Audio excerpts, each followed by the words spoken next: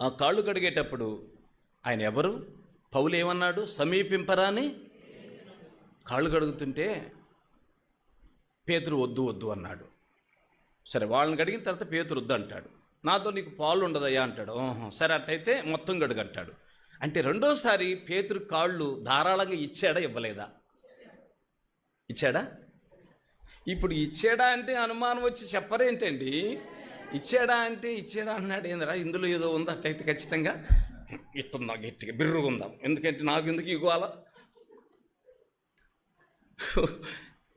ఈ విధంగా కానీ ఎవరన్నా బయట వాళ్ళు వచ్చి యేసు ప్రభు దేవుడా అంటే నువ్వు ఉండవయ్యా బాబు, నువ్వు ఉండవయ్యా, పాస్టర్ గారు అడగ నన్ను కొట్టుకుంటావే, నువ్వు పాస్టర్ గారిని అడుగు, లోపల ఉంటాను. ఎందుకంటున్నానంటే ఇలాగా ఆలయంలోనే మీరు ఇంత భయపడుతుంటే ఇక బయటికి వెళ్తే ఎవరన్నా యేసు ప్రభు మృతుల్లోంచి లేచినాడా? అటు లోపల ఉన్నాడు ఒక ఆయన పోయి స్టార్ట్ చేసి దొరకం కారులోనైతే, బస్సులోనైతే, టూ వీలర్ అయినా అంతే. ఎందుకు భయపడతారు?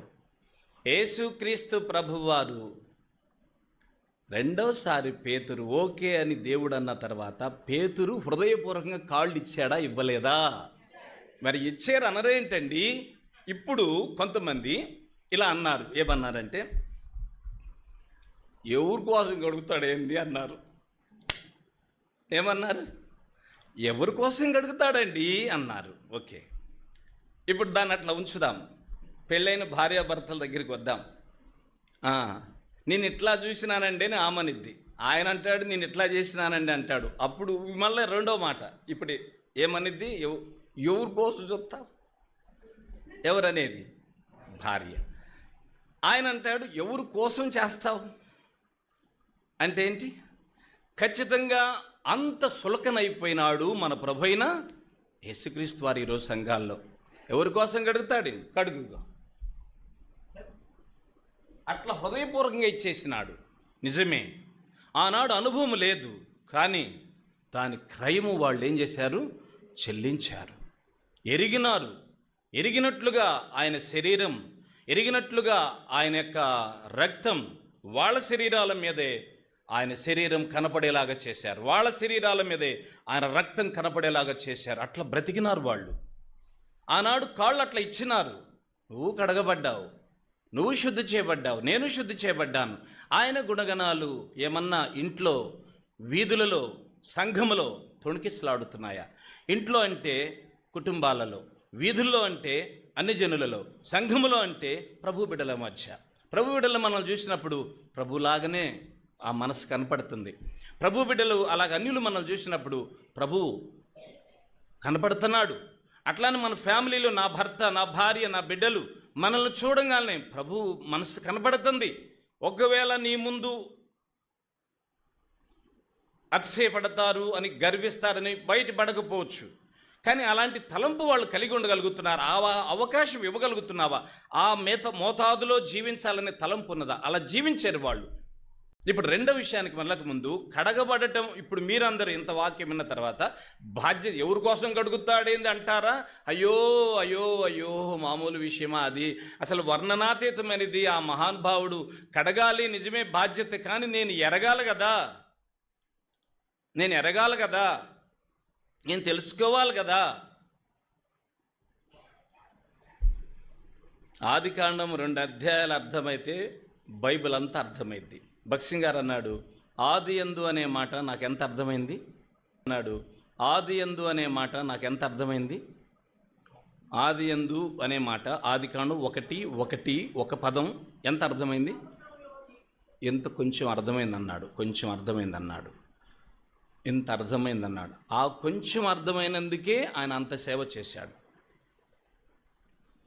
యేసు ప్రభు ఆయనకు అంత అర్థమైనాడు కొంచెం. ఎందుకంటే వాక్యమే దేవుడు గనుక, నేను వాక్యమయ్యున్న వాడను అని చెప్పాడు కనుక దేవుడు మనకు అర్థమైతే ఎంతో గొప్పగా దేవుడు నిన్ను వాడుకుంటాడు, బలపరుస్తాడు, దీవిస్తాడు, హత్తుకుంటాడు. నీ ద్వారా నీ భర్తను, భార్యను, బిడ్డలను తాగుతాడు, నీ ప్రార్థన వింటాడు, భూమి మీద పడకుండా చేస్తాడు, ఆయన మహిమను చూపించుకుంటాడు. ఇది నిజం, కొంచెం కూడా అబద్ధం కాదు. కనుక ఎవరి కోసం చేస్తాడేందంటావా? ఎవరి కోసం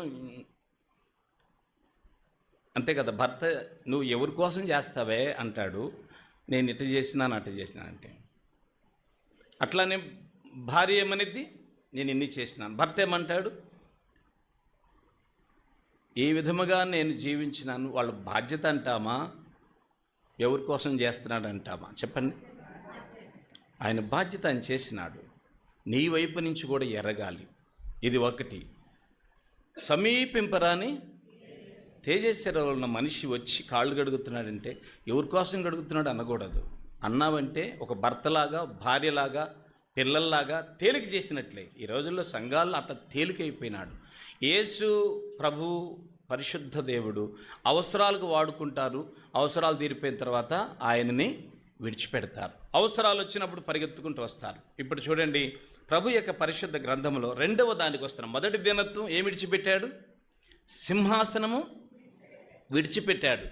2వ దీనత్వం పరిశుద్ధ గ్రంథమైన బైబిల్లో అపోస్తుల కార్యములు, ఆయన దీనత్వము ఈ యొక్క దినమున జ్ఞాపకం చేసుకుంటున్నాం. అపోస్తుల కార్యములు 8వ అధ్యాయం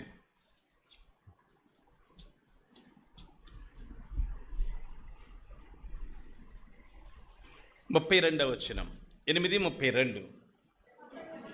అందరం కలిసి చదువుదామా? తీసినారా? హ్యాపీగా స్పీడ్గా తీయాలి. English or Telugu ఆరంభించండి.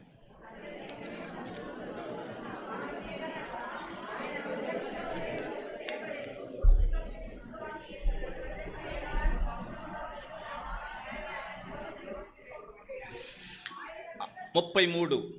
ఆయన దీనత్వమును బట్టి ఆయనకి న్యాయ విమర్శ.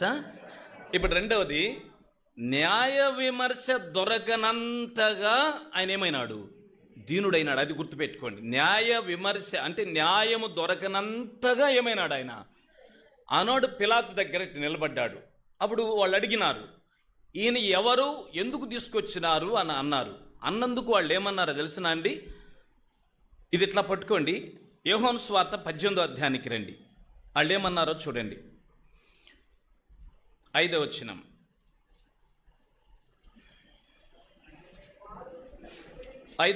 ఆ ముండ్ల కిరీటమును ఓదారంగి వస్త్రమును ధరించిన వాడే వెలుపలికి యేసు రాగా పిలాతు ఈ మనుషుడు అని చెప్పాడు.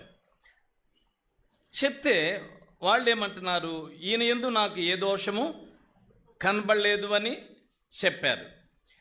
ఇట్లా పిలాతు ఈయన దగ్గర ఏ దోషము లేదు, ఈయన చాలా కరెక్ట్గా కనపడుతున్నారు, ఈయన యందు నాకు ఏ దోషము లేదు, దోషము లేదు అంటున్నారండి. అర్థమైపోయింది పిలాతుకి. అర్థమయ్యి మౌనంగా ఉన్నాడు. తర్వాత కొంచెం ప్రయత్నం చేద్దామని చేశాడు. 10వ వచనం 9. నీవెక్కడి నుంచి వచ్చితివని యేసుని అడిగాడు. అయితే యేసు చెప్పండి మీరు ఒక్క నిమిషం ఇక్కడ 18వ అధ్యాయము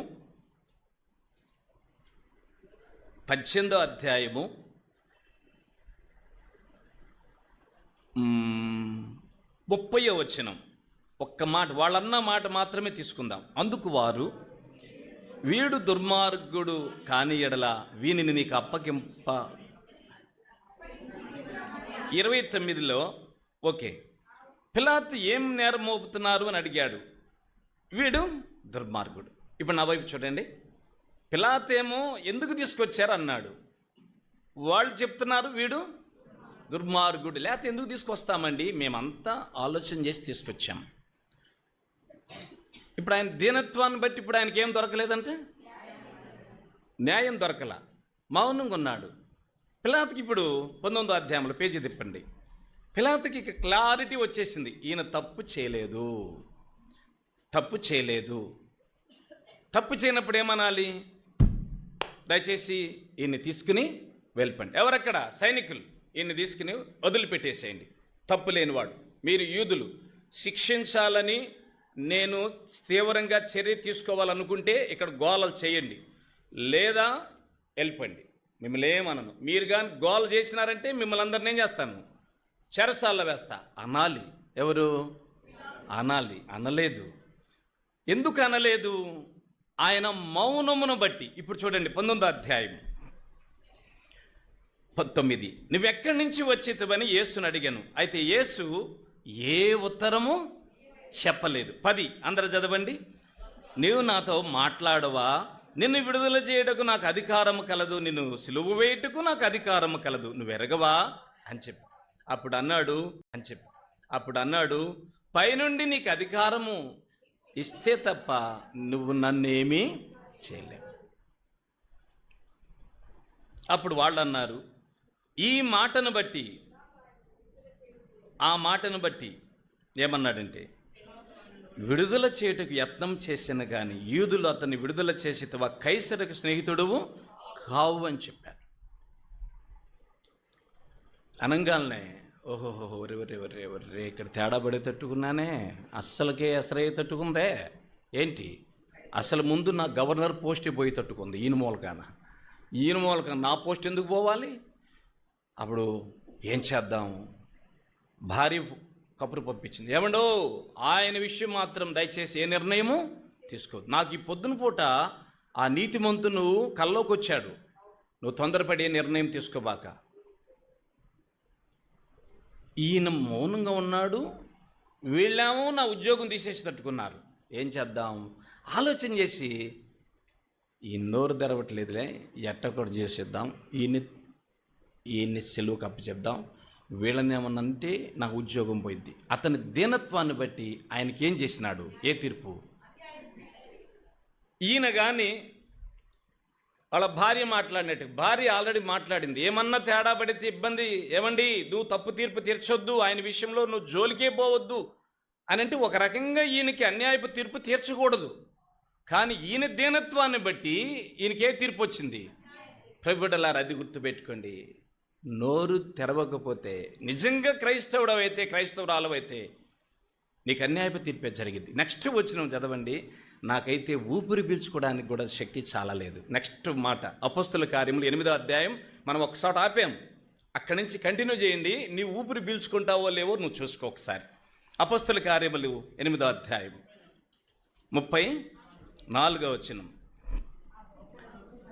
మళ్ళా మొదటి నుంచి చదువుదాం. ఆయన దీనత్వమును బట్టి ఆయనకి న్యాయ విమర్శ దొరకకపోయాను. ఇప్పుడు చదవండి, ఆయన సంతానమును. ఏంటి దీని అర్థం ఏంటండి? దీని అర్థం ఏంటి బ్రదర్స్ సిస్టర్స్? నాకే అన్యాయము చెయ్యగా ఆయన సంతానమునకు ఎంత అన్యాయం చేస్తారో ఏమన్నాడు, ఎవరు చెప్పండి, ఎవరు వివరింతురు? నీతిమంతుడు తన పక్షంగా చెప్పుకోవడానికి దేవుడు తప్ప ఒక్కడ కూడా ఎవరుండరు. నీతిమంతునికి తన పక్షంగా చెప్పడానికి ఒక్కడు కూడా సాక్ష్యం ఉండరు. యేసు ప్రభువారికి ఒక్కడు కూడా సాక్ష్యం లేడు. అందరూ అన్యాయపై తీర్పు తెచ్చారు. పిలాతు కూడా తప్పు లేదని తెలిసినోడు కూడా. కేరళలో ఒక నన్కి పరాభవం ఏం జరగలేదు, చూడకూడదు చూసింది ఆ అమ్మాయి, చూడకూడదు ఆ అమ్మాయి చూసినందుకు ఆయన సంతానమును ఎవరు వివరింతురు? ఆయనకే ఇలా జరిగినప్పుడు ఆయన సంతానమును ఎవరు వివరింతురు? ఆ అమ్మాయికి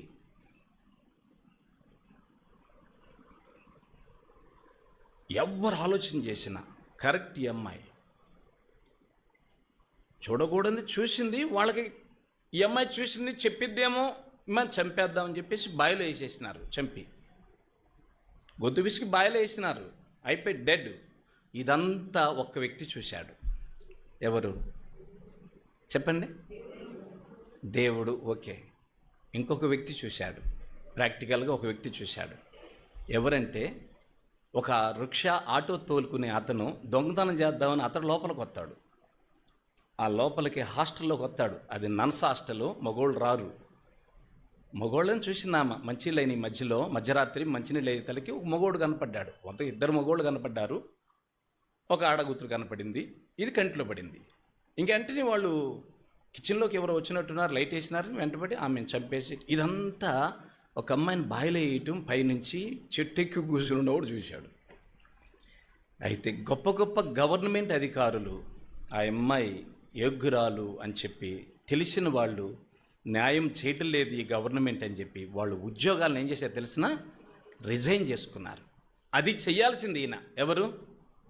పిలాతు. నిజముగా అది చేయలేదు ఆయన. ఆయన సంతానం 25 సంవత్సరాలు సుమారు. ఈ 25లో ఖచ్చితంగా ఈయన ప్రత్యక్ష సాక్షి. ఆయన చెప్తున్నాడు, అక్కడక్కడ చెప్తుంటే ఆయన్ని విలేకరులు పెద్ద పెద్ద వాళ్ళు ఎంతో డబ్బు ఎరబోసినారు, నిన్ను చంపేస్తామని బెదిరించినారు. మీరు డబ్బు ఎరబోసినా నన్ను చంపినా నా కూతురు నేను కోర్టుకి వెళ్ళైనా సాక్ష్యం చెప్తానని నిలబడ్డాడు. కోర్టు దాకా పోలేదు, కానీ దేవుడు చిత్తములు వెళ్ళాల్సిన పరిస్థితి వచ్చింది. కోర్టుకి వెళ్ళాడు, సాక్ష్యం చెప్పాడు. బిడ్డలకి శిక్ష విధించేలాగా ఆయన నిలబడ్డాడు.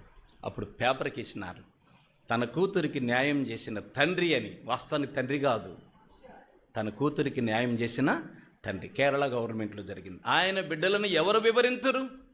నీ పక్షంగా నా పక్షంగా చెప్పుకోవడానికి ఎవరు ఉండరు. ఇలాగ ఉండగలిగితే నువ్వు ఆ రొట్టె తీసుకో. ఎవరు ఉండగలుగుతున్నారు? ఉన్నారు, బ్రతుకుతున్నారు. ఆయన సంతానమును ఎవరు వివరింతురు? ఆయన జీవం భూమి మీద నుండి ఏమైంది? తీసివేయబడినది. ప్రభు బిడ్డలారు నిలబడండి. అలాంటి రోజులు ఇప్పుడే జరుగుతున్నాయి.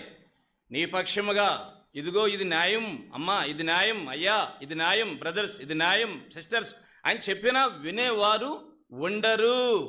అది యేసు ప్రభు వారి యొక్క దీనత్వం. అంటే ఎంత దీనత్వం అంటే ఆయన సింహాసనం వదులుకునే అంత దీనత్వం. రెండవది అన్యాయమును తీర్పు పొందే అంత దీనత్వం. అన్యాయపు తీర్పు పొందే అంత దీనత్వంలోనికి వెళ్ళిపోయినాడు. అది దిస్ ఈజ్ సెకండ్ వన్. అలాంటి దీనత్వమును మనము కూడా కలిగి ఉండాలి, మౌనంగా ఉండాలి. అతని దీనత్వమును బట్టి ఏం దొరకలేదంట. అంటే ఏంటి? ఇతను కానీ ఒకవేళ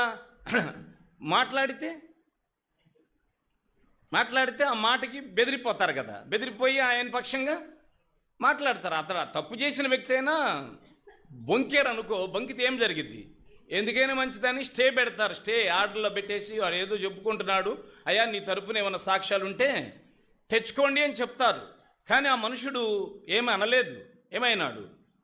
మౌనంగా ఉన్నాడంతే. ఆ మౌనమాన్ని బట్టి ఇసుంటోడికి ఎట్టగొట్ట అన్యాయంగా తీర్పు నెట్టేద్దాం, వీడి తరపున ఎవడు లేళ్లే, మనకి ముందు స్థానం దొరికిద్ది. స్థానం కోసం అతనికి అన్యాయం చేసినారు. దేవుని బిడలైన మీకోసం, మన కోసం, వాళ్ళ స్థానాల కోసం మనకు అన్యాయాలు చేస్తారు. ఇది నిజం, ఖచ్చితంగా జరిగిద్ది, జరుగుతున్నాయి, భవిష్యత్తులో కూడా జరగబోతున్నాయి. ఆయన సంతానమును ఎవరు వివరించారు? రొట్టె తీసుకునే వాళ్ళు దానికి సంసిద్ధులు అవ్వాలి. దీనులు